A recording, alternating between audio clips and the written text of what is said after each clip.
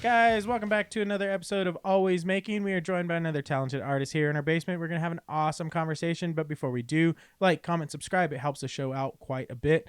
And we're going to do some housekeeping. We have a show on May 9th. We are going to be at the Punk Rock Flea. Come join us and all the talented artists that are going to be out at that show. That's going to be at the Fellowship Hall. No, it's not. Oh, it's not at the Fellowship Hall. It's Mural Fest. Oh, it's at Mural Fest. That's right. That's going to be at Salt Lake area. Go join us out in the South Lake area for that one there. And then we're going to be at Mountain Cider West on the 23rd for the Cryptid show. Mountain West Hard Cider. Mountain West House Hard Cider. Jeez, I am really doing great with this one here, guys. But we're going to keep going on this one here. That's going to do all the housekeeping for that there. Yep.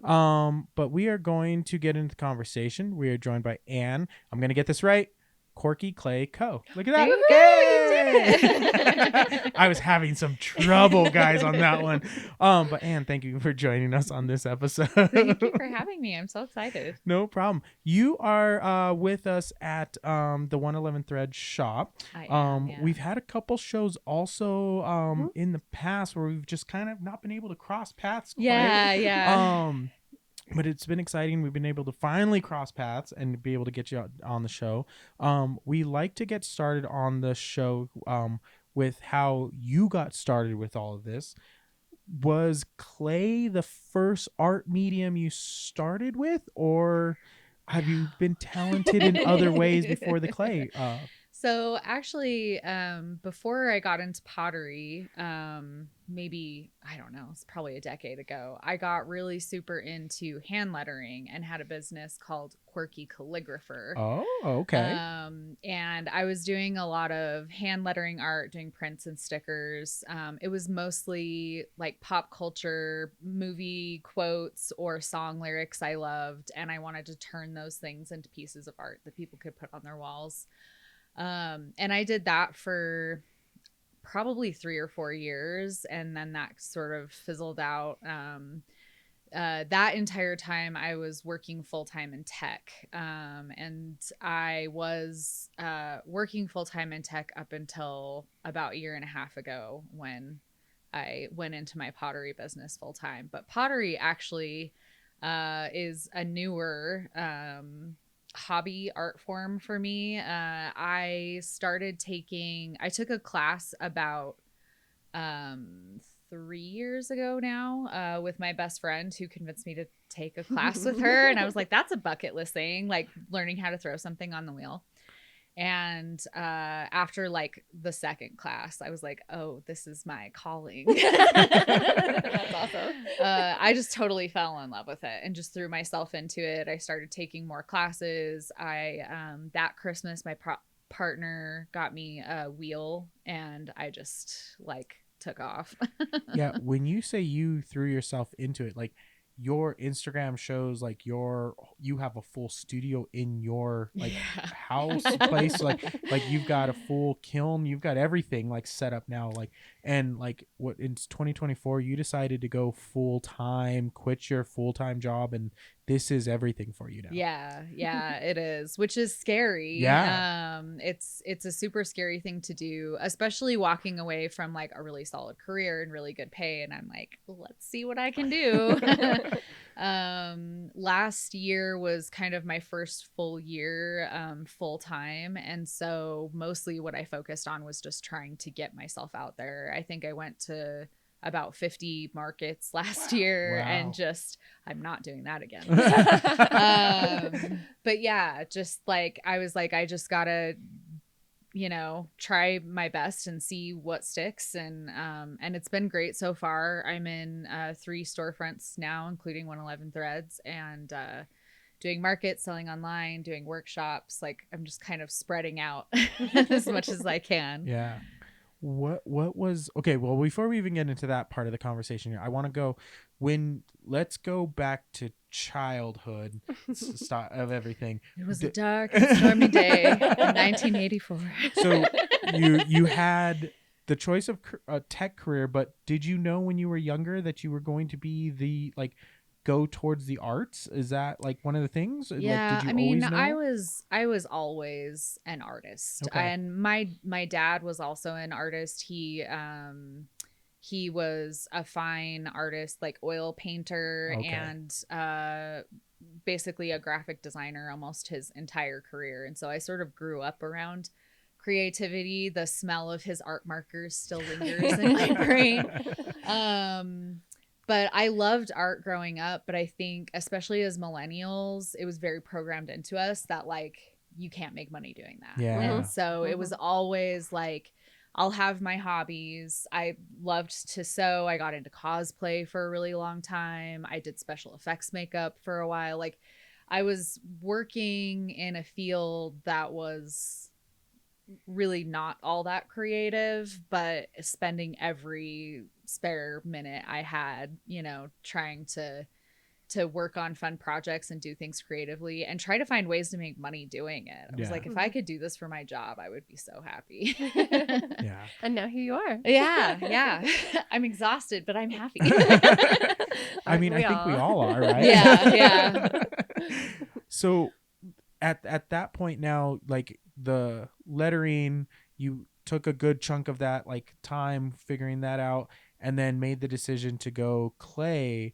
Like, was it a hard to let go of that lettering like side of things? You know, the thing that's been interesting is I've actually tried to find ways to incorporate my lettering into my pottery. So it almost to me gives me like this extra skill that I can practice, like doing, you know, carving script lettering into something or doing block printing and making my own transfers. And like, there's so many different ways to like decorate and paint pottery, and lettering is one of those things that I lean into. And it's fun bringing them both together. Here's what you've like now given me inspiration for, because I don't know, like we've talked about this already multiple times on here. We've got a neighbor that left us a bunch of like slip clay stuff. Ceramics have not been a thing we've dabbled in yet. Like we have not touched it. But because we've done all these other things, it seems like there's hope that we can get into ceramics. Because yeah, like it's one of those, like, I don't know, it seems scary. Like I just remember my like high school art class, and you do like, you know, you have your set projects, and one of them was like the clay project, and we made a duck, and it was not great. And I was like, well, I tried that. Next. Next thing, not immediately good at this thing.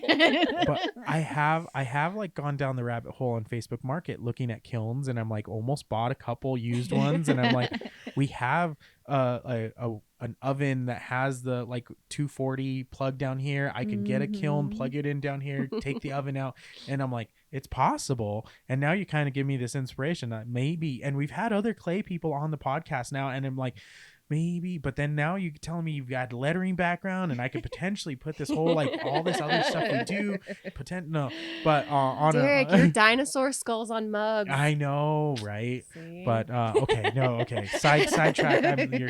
Okay, back to your clay. With what you do, taking some of your like other skills, have you seen, besides the lettering that you've like added some of those stuff, have you seen some of your like tech work kind of like skill sets bringing into like some of your like business aspect of what you do? Yeah, it's been really interesting. I feel like I've sort of put together all of these different pieces from past jobs I've done, even being a stay-at-home mom. I was a stay-at-home mom for 7 or 8 years when my kids were really young. And that in and of itself requires this level of skill and creativity, and organization. And being in tech, for a big chunk of that, I was in QA. So I was, you know, testing code, testing applications to make sure things looked okay, worked okay. And I feel like I can kind of bring some of that analytical brain into the work that I do. It's hard to run a creative business when you only want to focus on the creative things. Yeah. And the, you know, the admin side of it, the organization side of it, the scheduling side of it is not fun. But if it's something that you feel like you can get a grasp on, like I feel like that will take you so far in trying to build your own business.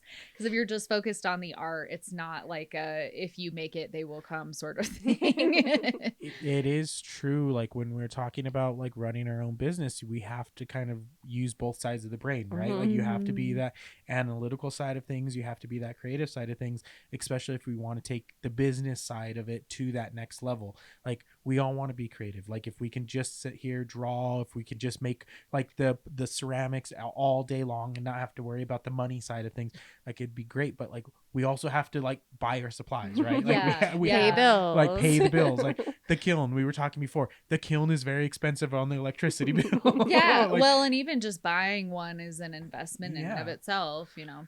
I wish that instead of sort of pushing us away from creative fields because they wouldn't make money, it was more like, okay, you want to be an artist, take some business classes. Yeah. right. Take some accounting classes. Like, yeah, they're not going to be as exciting as your art classes are, but they're going to allow you to understand how to build a full business and market yourself and make sure that your finances are in order and all of that. So you can keep doing that. Yeah, I mean, we were talking off camera about taxes. Exactly. Very exciting topic before and everything, but like it's one of those things. Like because like I've been doing freelance for so long, having a tax person like has saved me so much in the long run, because I've like at a younger age, it really was one of those things that like, oh, this is going to correct things very easy on. And I know for some of the younger artists out there, it's very daunting to think about like, oh, I have to do taxes. And but like taking those classes or understanding those things at a very young part of your career of an artist will help in the long run, very like in the long terms of like that art thing, because it will establish so much more for you. Excuse me. But on the creative side of things, let's get the boring business side of everything. Yeah. Your quirkiness of your creativeness, you do some very fun things with your ceramics, and I think this is really cool with a lot of the ceramics we see and all the different like styles of ceramic stuff that out there. You have some very cool designs stuff. How are you applying your like art stuff to the ceramics? Like what is your technique? There's so many different ones. And that's one of the things that I love about pottery. I am very ADHD brain. I have a really hard time staying focused on any one thing. Like I want to try all of the things. But the thing with pottery is that there are so many things to try. And so part of my, I don't know, sort of business technique is I'm just making different things constantly and rotating through them. There are some things where like I have like designed, made a digital design. I've had transfers made of that design so I can apply them over and over again, hand paint them in. There's others that I'll do like carving and actually carve into the piece before the first firing to get more like texture or depth. There's just so many different things that you can do. And I can sort of lean into like, what am I feeling like today? Just before I came here, actually, I was prepping a whole bunch of mugs and straw cups and oil bottles with different transfers, some that I've made, some that are commercial. I like to sort of almost do collages and like mix and match textures and things like that. I feel like my goal ultimately is I want people to have fun things in their kitchen. Like most of what I make is things that live in your kitchen, things that live in your cupboards. And your morning cup of coffee should not be from a boring Target cup. Yeah. For audio listeners here, I mean, for audio listeners, you brought us this really cool olive oil bottle here that has an alien abduction on the front of it, and is really cool. And so like I have a piece on one of our art pieces that I have that I drew has an alien abduction with a television on it that I thought was really cool. So it really is cool that we're gonna have a little piece on our olive oil that has a very similar kind of like vibe to it. So But for the video people, they can see that piece sitting right here on the table. But it's really cool. And that's one of your transfer pieces there. Yeah, And so- yeah. And then the lettering at the bottom where it says "Take Me," which is the most important part of the piece. That I freehand. That's so they're carved all in. a little bit different. No, I paint it on. Paint it on. Okay. Mhm. Yeah, so it kind of gives me an opportunity to practice, and it took a lot of time to kind of figure out a lettering technique on a curved surface with like a little squeeze bottle instead of a pen. Like, it's just a totally different beast, but it's been really fun to like And that goes back to your hand lettering from earlier. Exactly. So some of our past clay people that we've had on or ceramic people, I get terminology always wrong. I always feel weird calling myself a potter, but then I feel pretentious calling myself a ceramic artist. It's just like, I don't know, I make stuff with mud. I don't know the proper terms.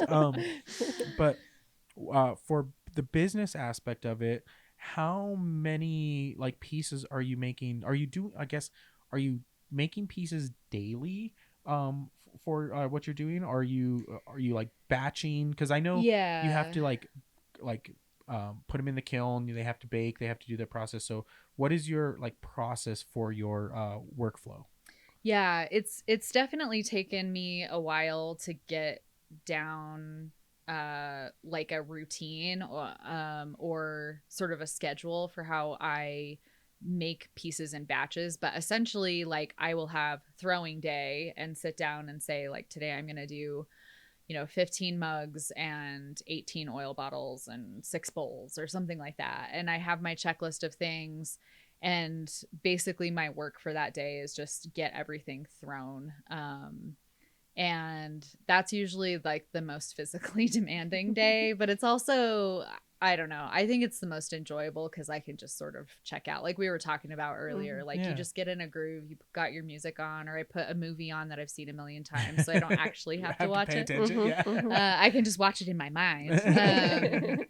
And then I let those sit. My throwing room is also our laundry room, so it's nice and humid in there. Keeps things from drying out too fast, but usually the next day things are what we call leather hard. So the clay is firm enough that I can handle it, but also soft enough that you can carve into it. So I can do finishing touches, finish the bottom, get my maker's mark stamped into it, do any carving I'm going to do. With mugs, that's when I would put the handles on. Handling mugs is the worst part. I have to like really motivate myself to like, today I'm going to put 20 mug handles on. But then toward the end of that day, they're ready to go in for their first firing. That's a bisque firing, so it'll be about a day and a half before I can take them out of that one. Then they get painted, glazed, go back in the kiln, and that's usually like, the day they come out, that whole batch will get glazed. They go back in the kiln for another 24 hours, and then they come out and are ready. So it's like kind of a long process. And another thing that I love about it, sort of protecting me against my ADHD brain, is that you cannot procrastinate as a potter. Like, it can't be like the night before a market and I've got to crank out a bunch of stuff. It's like, no, it's way too late for that. So, like I have a market coming up, and I'm able to, I have like a week where I'm like, okay, I'm going to make a big batch of bisque, do 2 batches of glaze, and then have that ready to go for the weekend.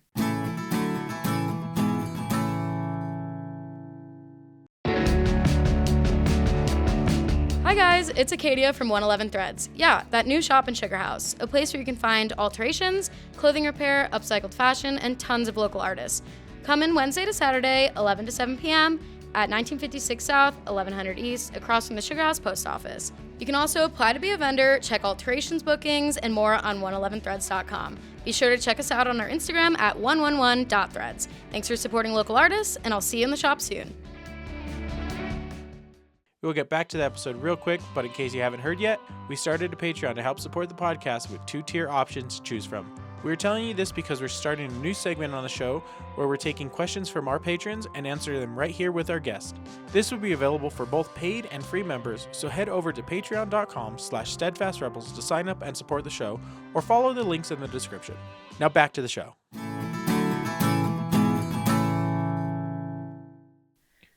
So let me talk about markets a little bit, because you said last year you did 50 markets. I did. Not doing that yet. 450 markets. So like we have a problem when we did 20 markets like for the year, where like we started running out of supplies. We started like losing we're stock, low on this like, shirt size. and like and then like with everything we've got going on, like we don't have time. And so as you just explained, like how do you keep up with like inventory? Like how do you have enough time to like have inventory? Like that seems impossible. It's definitely tricky, and it's trickier during a busy market season. Yeah. Generally what I'll do is spend the winter, which I've kind of done up to this point, making as much inventory as I can. I don't do markets in January and February because I just don't feel like anybody comes to them. Markets are hard here in that time. But basically I just try to stay ahead of it. Last year was a little different because there were some markets where I literally didn't. I sold like 2 things. Yeah. And, so then it becomes this like, sometimes I was at risk of running out of inventory and sometimes I was just fine. But for big markets, like I did Salt Lake Pride last year, and I met my sales goal halfway through day 1. Oh, geez. And by the end of day 2, I was like, it looked like I just had one tiny little table. So like, it's a good problem to have, but it's also like, oh no, now I have to make a whole bunch more stuff. So that is another reason why I'm cutting back on markets this year. Because it's just a lot of prep.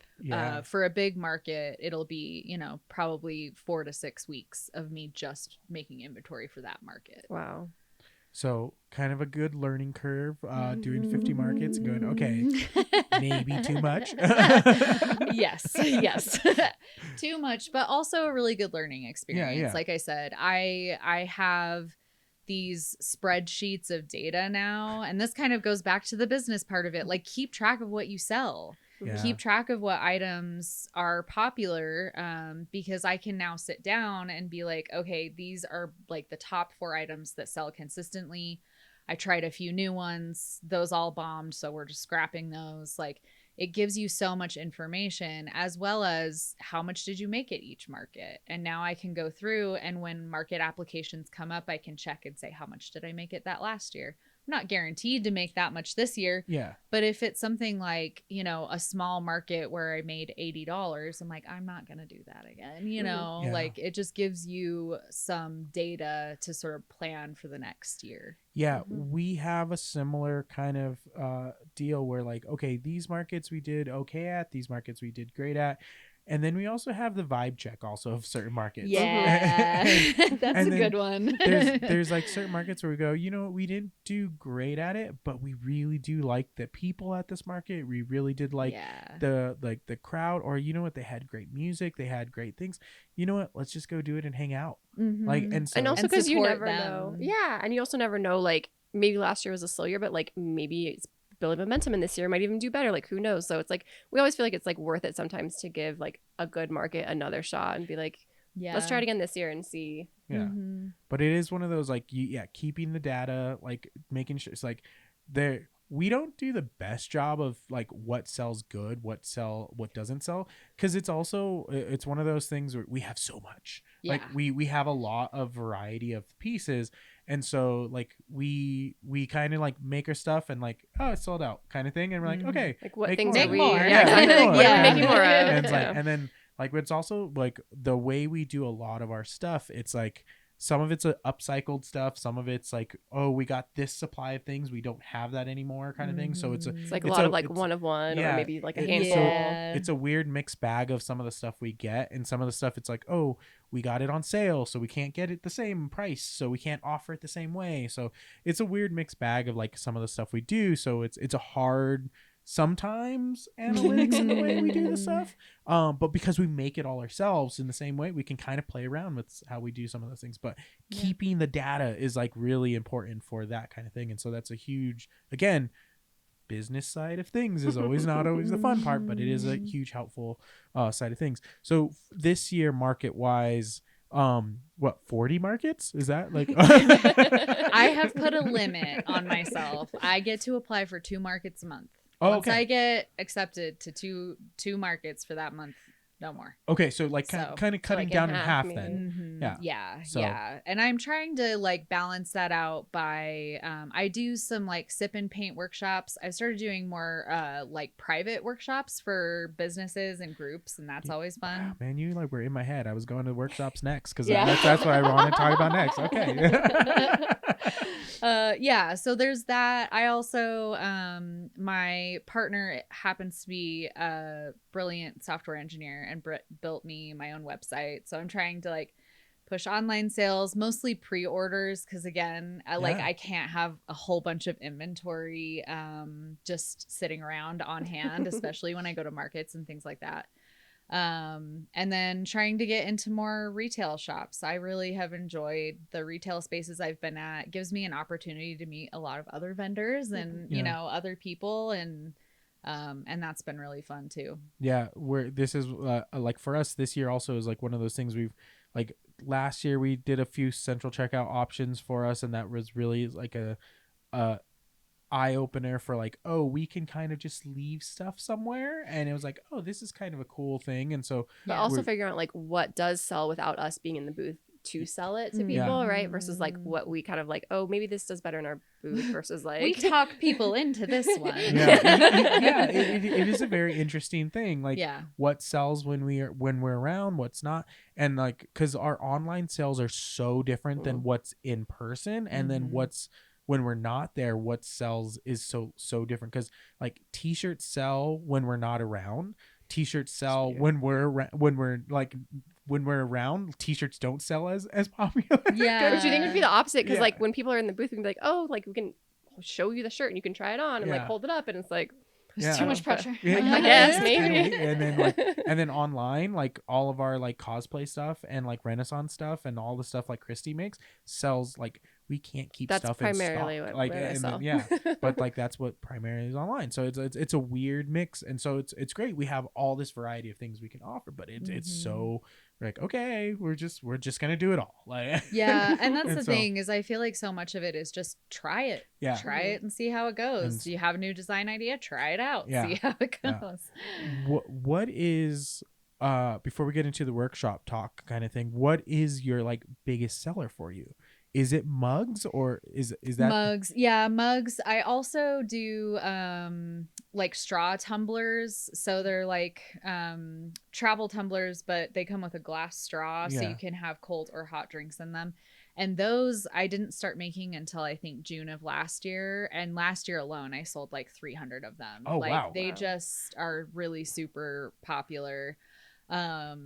That was like my biggest seller at Pride, and it's fun too because I love doing just weird, quirky designs. It's in the name, right? And so I think those and mugs are kind of on par with each other, followed very closely by oil bottles. Yeah. Okay. Yeah. There wasn't like an outlier like surprise like thing that just kind of was like, oh, this is kind of going kind of thing for you. You know, one of the things that was really interesting was early last year, I think, a friend of mine who makes sourdough, she commissioned me to make a garlic grater, and I didn't even know what that was. And she sent me a video, and it was like, it's this dish. It's rough on the bottom, so you can grate garlic in it. It'd be awesome if there was also like a hole in the side so you could use it as like an herb stripper, and then add oil and vinegar and you have your little sourdough dip. And I was like, okay, I can make one of those. And when I do commissions, I usually will make 3 or 4 of that piece because I don't know what the kiln's going to do. The kiln gods do what they do. And then all 4 of them turned out. So I took the 3 to my next market, and they sold like within the first hour. They were all gone. And I was like, okay. I'm already like, that would be a great gift for a friend of mine. Right? I love this idea. So yeah, I started making those, and they just You kept can't keep them selling. in stock. Yeah, I have them also at the neighborhood hive in Sugar House, and they sell really well there. And like, I just was not expecting them to be so popular. So yeah, it's really interesting. I love that about getting commission work, especially, is like, I wouldn't normally have made this. Yeah. And now it's like this whole extra source of income for me. It's like sometimes like the person's need that Mhm. you're not thinking of, but then it's like that person's need is like what a lot of people kind of need, and they're like, oh, okay, cool, yeah, and then it's like, oh, dang it, okay, look at why that. didn't I think of that? Yeah. Yeah, I will say one of my like top sellers in the Etsy shop right now started as a commission that someone asked me to make, and I was like, yeah, I can make that. And then I was like, this is kind of cool. Let's throw it up in the Etsy shop and see if anybody else likes it. And I'm like, well, now I got a whole new like Turns out a lot of people like product. it. Yeah. Yeah, it's awesome when that happens. I Yeah. love when that happens. Okay, workshops. Yes. So what was the whole like kind of brainchild to like start offering workshops with that? So it was actually the beginning of last year, where, I had gone to a bunch of markets in January and February, and there just was not any traffic. And I had talked to one of the owners at the neighborhood hive about maybe doing a workshop, and thought, it's wintertime. People maybe don't want to spend money after Christmas, but maybe they want an experience. And so I think it was toward the end of January, I did like Friday and Saturday workshops, and they sold out like immediately. By the end of that week, both of those workshops were sold out, and it was essentially like paying my bills for the month. Nice. And so then I did one for Valentine's Day and Galentine's Day. Those two also. The Galentine's Day one just was like super successful. And then I tried to continue doing them through like May, June, and it just sort of fizzled out. And I was like, everybody's going out now. They're all going to the markets where I should be. So I decided to try that same method again this year. And I'm like, no markets January and February. I'm just going to focus on workshops. And I did some at the neighborhood hive. I did one at Two Row Brewery. And again, they, all sold out. And it's just been this really nice, not only extra source of income, but it's just so fun. Like I meet the most interesting people.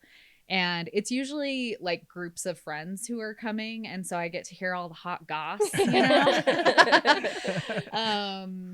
but it's kind of nice. It almost takes the creative pressure off of me for a little bit, where I'm like, I'm just going to throw a bunch of blank mugs. I don't have to worry about any design.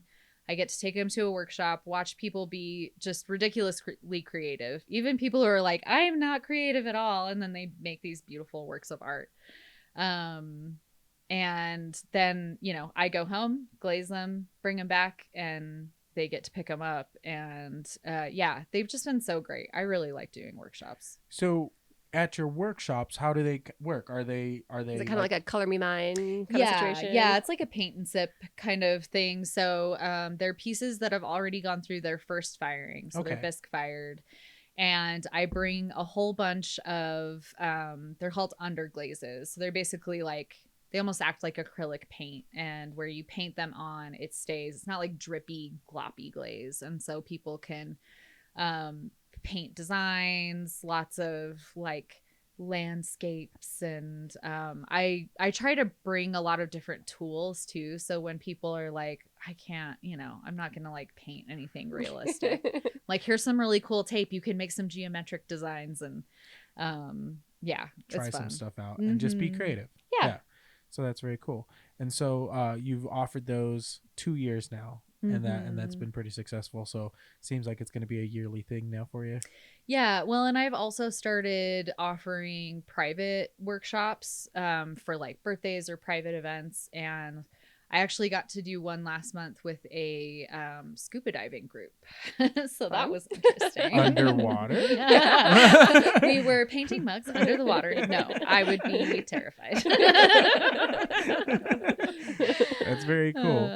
And yeah. so that's another option, another creative outlet, another kind of thing. Yeah. Is there other future things you're looking at doing for like the clay world? Oh, so many things. I was actually thinking today, like, I need to find some projects that I can work on that are more focused on, like, I want to do things that are more focused on the fine art side of things. Like, I have some pieces in my head that I want to make a reality that I don't necessarily want to like sell online or sell at a market, but do like an art show or something like that. So those things are always like cooking. I feel like it's, you know, you have a million ideas and then you have to prioritize what's coming next. Yep. But it's definitely one of the things I've been thinking about a lot is, you know, when you get into sort of production mode, sometimes the art creative side of it feels like it's left. Yeah. And I don't want to get to that point. So I'm always thinking of new things to make, new things I want to try. This year I want to try mold making and slip casting and see how that goes. Yeah. If you don't have any yet, we have some you're welcome to experiment with. A whole bunch. I mean, they were on the curb. They were free. Yeah. I would have done the same thing. Yeah. I'm like, oh, an art supply. We need more of those. Right? We'll use this for More something. art supply, please. Free art supplies? Yeah. Back of a van? Why not? Sure. Get in the van? Okay. Why not? We're going to a craft store? Okay. Yeah, I think I saw a reel the other day. It's like, this is how I get kidnapped and everything. It was like a sign for a thrift store, then down a sketchy alley and everything. I'm like, yeah, that's how I get kidnapped. That's 100%. where you find the best stuff, though. Right? You don't know it could be a treasure. Yeah. Your market experience for some of our other guests is a little bit different because you had your lettering thing before you got into the clay. So your lettering, you had market experience with the lettering, but what was your first market experience like with the lettering? Like, how did that go for you? So interestingly enough, that was also not my first experience at markets. Before that, years ago, I worked for a guy that owns a company called Scatterbrain Tees, Michael Phipps down in Utah County. And he is a brilliant artist who screen prints t-shirts and ties. And he does a lot of like nerdy stuff, but it's like subtle nerdy. Like he has one that's like a circuit board tie, and it's just a green tie that looks like a circuit board. I think his most popular design is called the Dapper Fox, and he looks like, you know, Fantastic Mr. Fox in his suit, and like he just does the most amazing designs. And the first year that Comic-Con came here, I was like, you have to get a booth. You have to. And he's Before like, it was called, before they first, got sued. yeah, before they got Changed sued to and it Fan X, wasn't yeah. Comic-Con anymore. Fan-X, sorry. I was like, you've got to do this. You would just make a killing there. And he was so nervous about it because their booth fees were so high even at that time. And I was just like, I swear, I promise, I will go. I will run the booth for you. And so I did. I did all 3 days there at his booth. He made back his booth fee by the end of Friday, and it was just like profit there on out. It was one of his best shows. And after that, it was like he was doing it every single year because it was like, yeah, that's going to be perfect for me. But it was a good introduction for me into like interacting with people at markets. That's not even really a market. That's a convention. And then years later, when I got into cosplay, I actually had a cosplay booth. Me and my ex-husband were there selling prints of our cosplay costumes and all of that kind of stuff. So there's like all of these little sort of experiences that I had with markets. It's definitely different when you're selling your own stuff. Yeah. Because when you're there representing someone else, you don't care what people say about it. Yeah. And then you're sitting in a booth and someone walks by and is like, I could do that myself. I hate that. Then do it. So yeah, it's a little bit overwhelming. I'm actually working right now on putting together like a guide for people who want to sell at markets but don't know where to start, because there is a lot of just, oh, I didn't, like, how are you supposed to know that? You know, I was talking to a friend of mine last weekend, and we were talking about like applying for markets at the beginning of the year. She's like, oh yeah, I guess you would have to apply for a market. Like, you don't just show up with your stuff. So yeah, it's like, that's just it's a whole process, and you learn over time what works, what doesn't, how to like sort of condense your setup, all of that stuff. Yeah, we're still figuring that out. It's so hard. I'm one of those like have to bring all the groceries in one trip kind of person. So I'm like, everything must pack down to one wagon load. I wish we could do one wagon load. You guys have way too much inventory for that. We've gotten better, but it's like you guys can't see it off camera over here, but there is like 6 boxes off to the side, and that is not even all our inventory for shows, but it is one of those, we always talk about it, we're jealous of like the illustrator people, because it's like flat pack. They're like, let me just put all my stuff into an envelope. Yeah, and exactly. take my chair. I mean, you know it because you're ceramics, you have bulk things. You can't just like carry a like one little like flat thing. It's like your stuff is all bulk. It's so interesting too, because there's like different worries and different like things you should focus on depending on what you're selling. Like when I was doing a lot of paper products, it was like, if it rains, I am in so much trouble. Or wind, right? Well, for you, if wind and something knocks over, like a shelf knocks over and your ceramics fall. Oh God, So there's always like, or like a friend of mine makes like candles, and in the summer they all melt.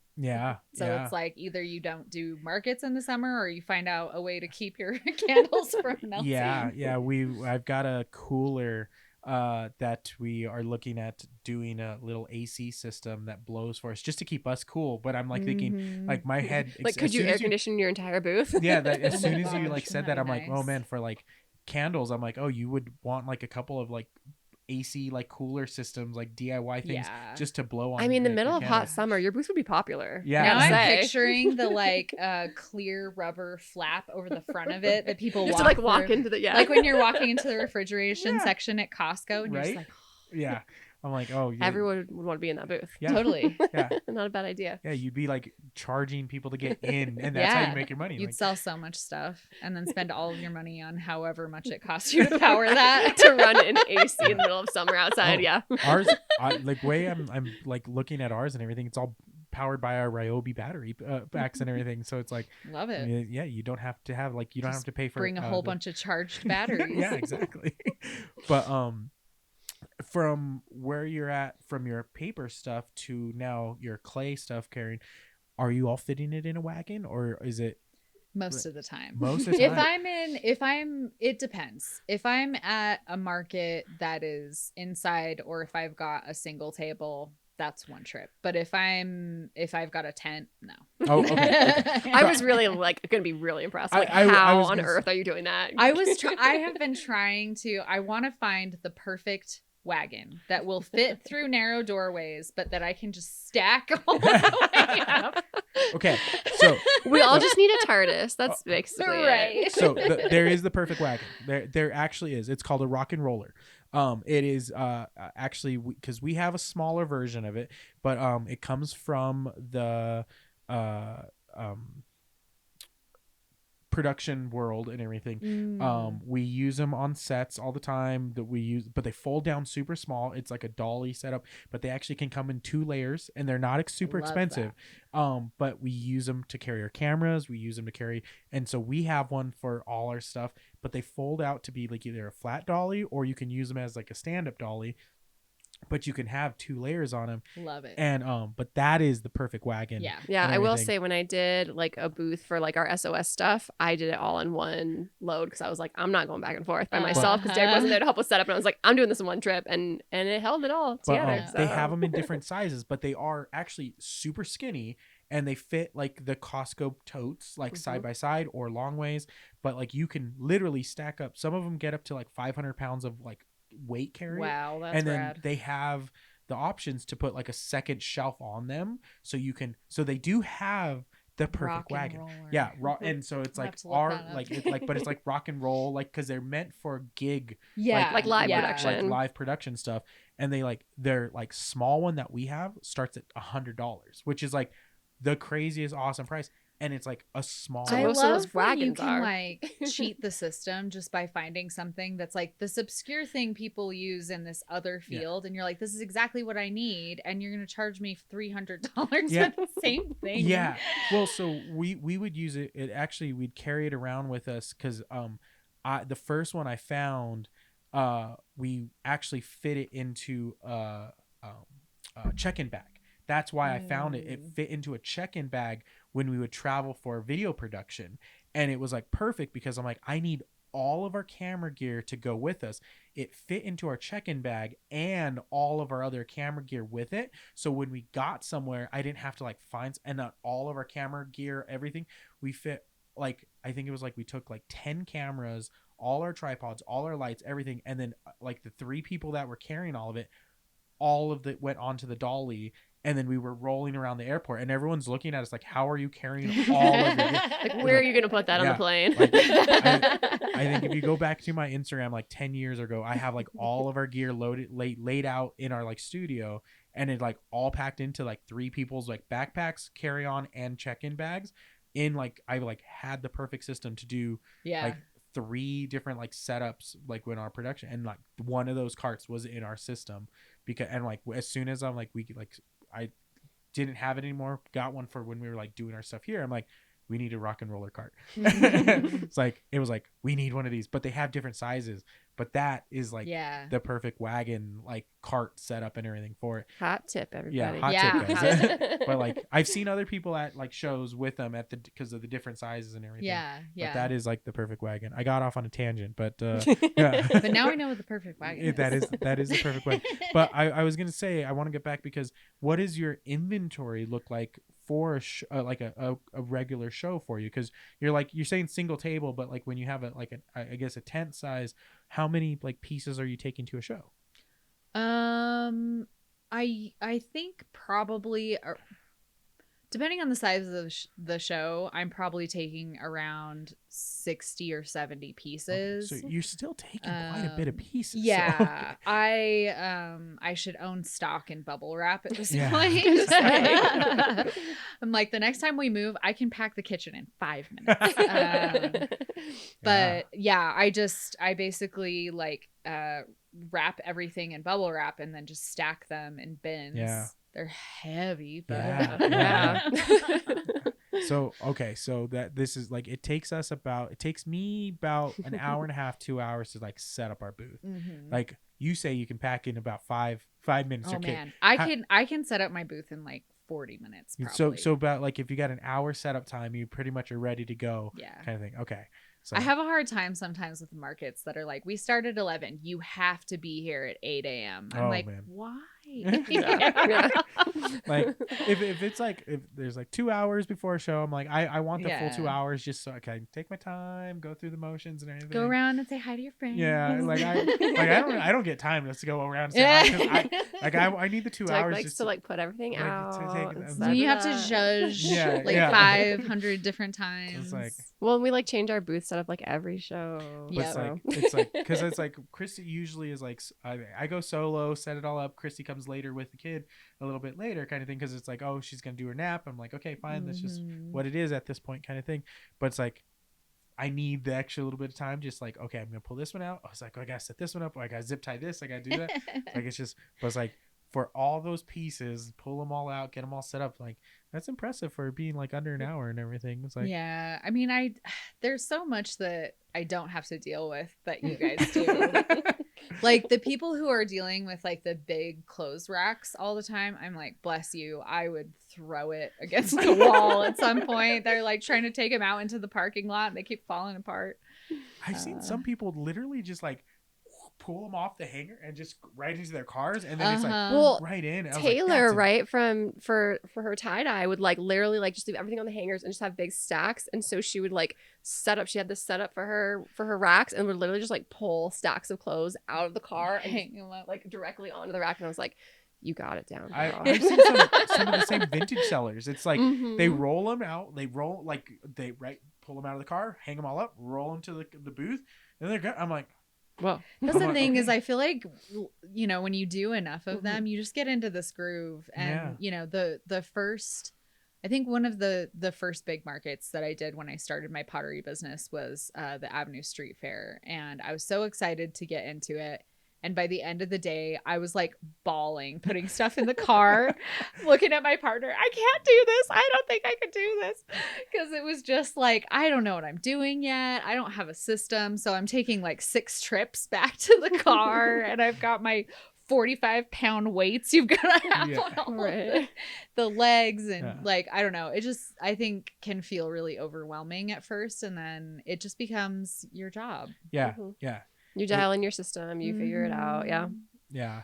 It's taken us like it was just the other day. Someone's like, you got a really like great setup. I'm like, it's taken me 5 years to get to this point. Yeah. It's like I'm still figuring I was it saying out. we're still changing it. Yeah. It's like, all the time. Well, and I play this game with myself where I'm like, but if I put this piece here, then maybe this one will be more likely to sell. Like you play this like psychology game with yourself. Like, what's going to be at the front of the booth versus what's going to be on the table in the back of the booth, and what's going to grab people's attention. But it's also important. Like one of the first jobs I had was in retail in high school, and while that wasn't like a highlight in my career, there is something to like, people are going to look at this first thing when they walk in, so you want to like make an impact. Or you know, when I was in college, I worked at a little like boutique thrift store where she sort of taught me how to you know, group things together that are a similar color or a similar style, so they look like they belong together even if they're totally different. Like there's just all these little things that I think you learn over time, and then you're able to kind of set it up in a way that you know will be hopefully pleasing and enticing to people, and they will come by everything you have. Yeah, that's like the visual merchandising, right? Yeah, totally. Yeah, I'd like to lie to you and say that's what I've done and everything. It's about efficiency of like unloading and loading. Like, yeah, that's I mean, that's that has the game to be I'm part playing. of it. Yeah. But we do also plan like what's going to be at the front that people like catches their attention. Nope. We do. Yes, Not we at all. do. It's like, Shut up. Okay, how can I put as much stuff as possible up to just get everything out? So like, everyone can see everything everything can I see- have. Exactly. Everything all at once. That's exactly what it is. It's like, okay, I got everything. Nope, I didn't get everything out. There's still stuff in the bins. Like I didn't this use weird thing with like, even if I have multiples of the same thing, and so I'm keeping some of them like behind the booth, I'm always like, but what if somebody wants to buy 6 of these and I only have 4? Like It's kind of the same way. It's like, I have more of these in there. I should put more of these out. It's like, oh, I have more of that. I was like, oh, should I put that one out too? Like I the same thing. I know the feeling. markets are a fun test of our psychological strength. I totally agree. Very true. I'd like to leave with an opportunity, if you have a piece of advice for other people trying to get into the maker world, not necessarily the clay world, but just the maker world out there. If you have a piece of advice that you would like to share with them out there, what would that advice be? I think aside from learning the boring business financial side of things, one of the things that I feel like has helped me more than anything is I call it staying in my lane, which sounds different than how I mean it. And what I mean by it is, we as makers like habitually look at what other people are doing, and you can look at what other people are doing with an eye toward inspiration or with an eye toward competitiveness, and someone's always going to be better than you. Someone's always going to have more experience than you. And it's really easy to get caught up in this mindset of like, what will sell? What are other people doing? What's popular right now? And you totally lose your voice. And the whole purpose of art is that it is a personal artistic expression. And if you make the things that you feel passionate about, you'll find your people. I think that it will just be a total joy killer, business killer, creativity killer, to constantly spend time comparing yourself to other people, because their art is not your art. Their lived experience is not yours. Yeah. I think that's a great way to put it. We preach very similar. Bless you. Sorry. Yeah. I think we speak similar things all the time. It's we can't compare ourselves to others, kind of thing. Yeah. But we it's like, yeah, we do what we do because we love what we're doing, kind of thing, and the people will find us, kind of thing. Yeah. That's 100%. Where can people find more about what you're doing and go support what you're doing? I am on Instagram at quirky.clay.co. You can also go to my website, www.quirkyclay.co. And then in Salt Lake, I have pieces at 111 Threads in Sugar House, the Neighborhood Hive in Sugar House, and Culture Coffee in Rose Park. Awesome. Very cool. Thank you so much for joining us on this episode. Thanks for coming down and having a conversation with us. It's been a lot of fun, and we appreciate it. Yeah, it's been great. Thank you so much. Yeah. Guys, go check out everything Anne's doing. We appreciate you guys joining us on this episode. Like, comment, subscribe. It supports us. Go check out the Patreon if you guys want to support us. There's a link down below. If you guys know any other artists in the Salt Lake area or the greater Salt Lake area, please send them our way. We'd love to have a conversation with them. But that's going to do it for the show. We'll see you on the next one. Bye. Bye.